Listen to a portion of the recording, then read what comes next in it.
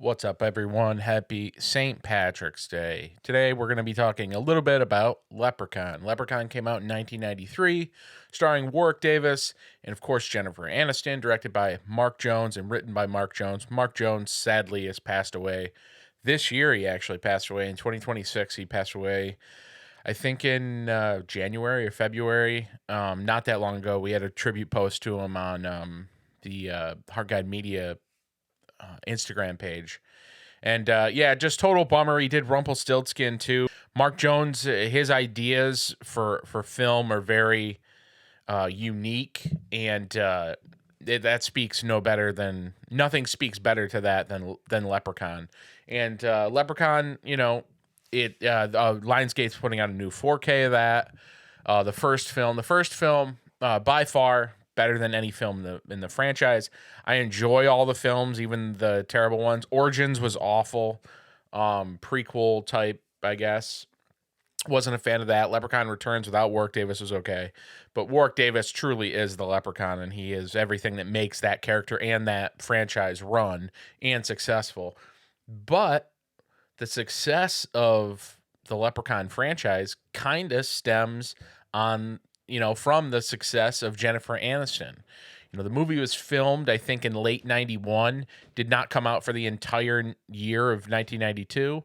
And then it comes out in early January of 93. A year later after that, Jennifer Aniston is on Friends, and she's a household name, and she's everywhere in America. I think they attribute a lot of the success of the VHS sales to her success as, as a member of the Friends cast, and Friends just becoming huge. And it's funny because she immediately disowned the film. For a long time, she didn't want to be talked about it. I know, it was reports that she wouldn't sign anything Leprechaun, and which is funny because Mark Jones actually fought for her to be the lead in that. The studio did not want her. They wanted a blonde Valley girl, California babe type, which Jennifer Aniston was not at the time. And it's funny that Mark Jones fought for her so much, and you think at the very least she would have repaid that back by at least saying very grateful for Mark, and but there's always this, and it's very timely considering that a horror movie like Sinners is getting, and a monster movie at that, very, very much so, with it being a vampire flick. Granted, it's a different kind of horror film. It can be what we call elevated horror, but you can call it what you want. You can put any kind of undertones or messages in it. You have monsters with teeth, with sharp fangs. This is it's a monster movie. Sinners is a monster movie. So while I adhere to the Groucho Marx saying of I don't want to be a part of a club that would have me as a member type thing, I don't think people making horror films should be worried about them getting Oscar nominations or winning Oscars. I think that is something for the other movies. I don't think it's for horror. Now, it's great when horror movies do get recognition. Someone like Amy Madigan in Weapons playing Aunt Gladys in Weapons, someone who's been an actress for a very long time, gets that kind of recognition through a horror film too. And Amy Madigan even said, it seemed as low art horror films were. So in a sense, in a way, it is nice that horror films are the tide's turning, but not completely. Put it this way, when a great monster movie comes out, more times than not, they're not going to be up for an Oscar movie, or they're not going to be up for an Oscar nomination. Just not going to be. Sinners, Weapons. I mean, perfect example. Why was Weapons not in any other category just for the supporting actress? No, not writing, not nothing else. Anyway, I could go on forever. Anyway, I just think it's funny. Someone like Jennifer Aniston, who gets her start, the director, writer, fights for her to get her in the film. It ends up being her first film, gets her start. And then, a year or so after the film's release, she's on the biggest show that remains the biggest show, second biggest show behind Seinfeld throughout the 90s. I find it funny that she refused to give love and appreciation to Leprechaun. Um, it's really, and Warwick Davis did call her out at some point, and it's, it's not their fault completely, because for a long time Jamie Lee Curtis turned her nose up to horror until the bills weren't getting paid, and then she hooked up with Jason Blum and got, all of her, she became beloved to the horror genre once again. And she is beloved.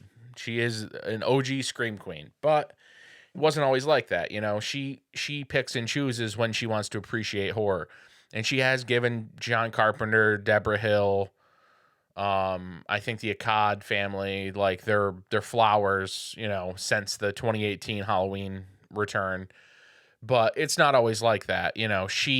She ended up getting bigger roles throughout the 80s, throughout the 90s and the 2000s. And, she didn't do a lot of horror once she got out of the early 80s. So, and when she did, it was, it was suspense, thriller, virus, sci-fi-ish stuff. She didn't really, horror's not her bag. She's not even a horror fan, and that's fine. Nev Campbell's not a horror fan. She comes out and says it, but there seems to be something with that. And I think actresses and actors who get their start in horror movies, and even Johnny Depp, I think he even says like, "Oh yeah, that got sucked into the bed." Not a bad first gig. Like, kind of like says it like, well, Wes Craven's daughter is the one that pushed and said, "Johnny Depp's the hot guy right now, Dad. You got to get him in the movie." And without that, Johnny Depp doesn't get in Elm Street. Does he get in Platoon at that point? Who knows? But anyway, I find it funny, and it's all relevant when there are stars that get their start in horror movies that never, not even return the favor, but at least just show respect and pay respect to horror. And Jennifer Aniston just refused to do that for the longest time. She did not want to be associated with Mark Jones's creation of Leprechaun. And Warwick Davis, someone who was a very established actor at that point. He had been in maybe to some they might think it's tee hee ha ha, like scoff at him playing an Ewok and being in the Star Wars franchise. Those were big money makers, and I'm not even a Star Wars guy, but those were big money makers. With George Lucas, Warwick Davis being in the Star Wars films and being an Ewok and the lead Ewok, and I'm not even a fan of the Star Wars films, but they're obviously a lot of money. You establish yourself as a big playmaker, as an actor or an actress if you were in those films throughout the 80s too. Obviously the first New Hope was 77, and then after that, it was Return of the Jedi and whatever. Not a Star Wars guy. Don't attack me. But regardless, he had done Willow, which was, very regarded like as a great film, and he was an established British actor. Warwick Davis was, and graciously George Lucas let him out of his contractual obligations to do Leprechaun, and then subsequently do Leprechaun sequels after that. And I think it's funny that someone like Jennifer Aniston, as soon as she gets that recognition for Friends, and I understand it's probably agents and people trying to tell her, you don't want to be involved with that. You don't want to be involved with horror. Horror is, it's a dirty word in Hollywood for a long time. And I think to a degree it still is. Yes, you may get Sinners in the Oscars and stuff, but it's, I don't know. It's not like you're never going to get a Halloween sequel in there. Like you're never going to get, I don't know, like what's a great horror movie that's like low budget, like over the last few years that you're not gonna, or lower-ish budget, but Jason Blum sets his entire, like that's his whole shtick, is like pay people a little amount of money, make a production as cost as least amount as it possibly can so it can be super profitable. Yes, it's a great model, but you're just taking a model of people that had no other option and you've turned it into a business model. Not, and I think a lot of the times when you do that, your passion. Jason Blum, I'm also going to do a video on Jason Blum. I got a lot to say about that guy. He's a clown. But regardless, yeah. Leprechaun comes out in 1993. It doesn't do like hot in the box office, obviously, but it blows up on VHS in rentals. I think it did 15 million or something like that, I've read. It did 15 million, so it was a huge box office like failure to a degree, but a huge video success. And that's also 93, late 93 or late 94. Yes, Jennifer Aniston throughout the 90s is in Friends, and that's definitely pushing VHS rentals and sales and everything.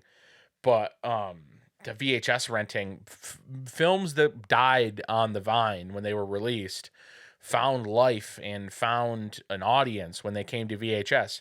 It happened throughout the 80s and it happened throughout the 90s for sure. And even into the early 2000s, like I was still renting movies from the 80s I still hadn't seen, and I was still playing catch up. I was 12 years old in 2000, so I was still playing catch up with a lot of 80s movies I had not seen.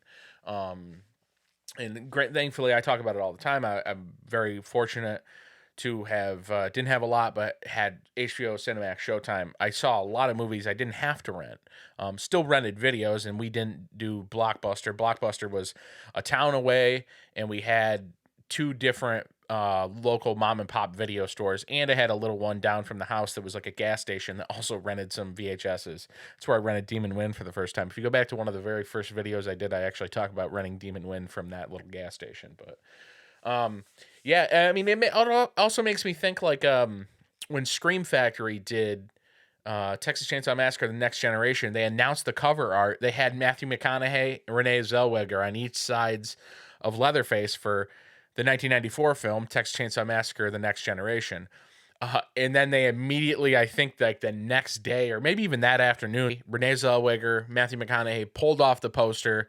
They were scrubbed out of it, and it was just Leatherface and some weird abstract background stuff in there. And they only said like it was a unforeseen sub licensing issue. So AKA, I mean, imagine their publicist called up and said, get us off there. Or I don't know if it was one of them, or both of them, or whatever happened. But obviously they did not want to be on the film, or on the cover of the Blu-ray that came out.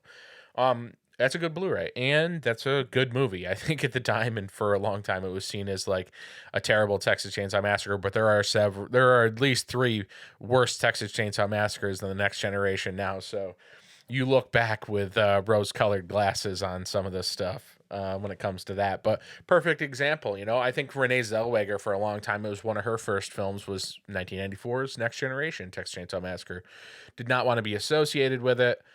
I think she's been asked about it a few times and just wants nothing to do with it.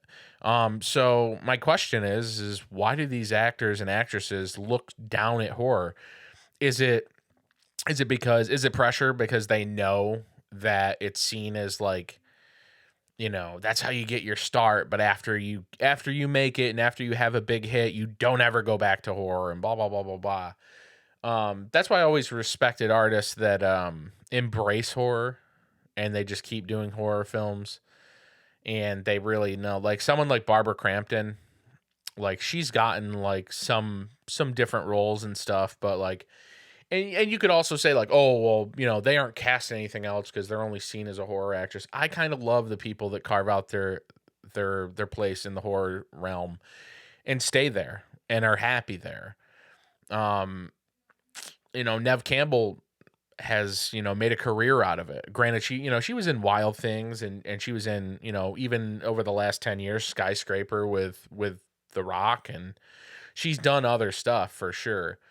But the and everyone that was involved with Scream, Skeet and Matt Lillard and David Arquette. David Arquette had been in several horror films, and just even Courtney Cox. Like, I actually haven't heard Courtney Cox talk a lot about Wes Craven, but everyone else in that cast just praises Wes so much, and it's so awesome to see. And like Jamie Kennedy still to this day talks about how important Wes was to his career, and Nev does too, and Matt Lillard and Skeet Ulrich, and it's really cool to see. But why do you think someone like Jennifer Aniston? Just like, I mean, Friends was huge, yes, but like, why wouldn't you want someone to go rent I mean, she must have been embarrassed by the performance, but she's actually good in that. I think she's actually like really good. Jennifer Aniston is great as Tori in Leprechaun. I think she does great in it, but Yeah, I wanted to do something Leprechaun centric, and I guess it can, it's all like relative. The Oscars were, this past Sunday, so it's relevant to talk about. But why do you guys think that, horror movies are still seen as the stepchild of cinema? Even the ones that are, even though Sinners is nominated and stuff, it just seems like when are we gonna get another horror movie next year that's someone's gonna win best lead actor? I think they pick and choose what horror movies they want to, and Sinners is great. And Weapon, I honestly think Weapon should have been up for writing. Weapon should have been up there for writing. I think when The Witch came out, I think The Witch should have been up there for writing. um should have been nominated. But again, like I said, I don't really care. I watched the Oscars last night because I was really interested that Sinners was going to win some awards. It was all but confirmed they were probably going to win something, and they ended up winning like four, I think. And Weapons ended up winning just one. I think they were only nominated for one. And that was best supporting actress, and Amy Madigan getting that. Shanice Kowalski Tires, Uncle Buck fans, where you at? But yeah, let me know in the comments. Let me know what you think. Why are actors and actresses are they forced to look down upon horror just because of how Hollywood still and cinema land still views horror movies?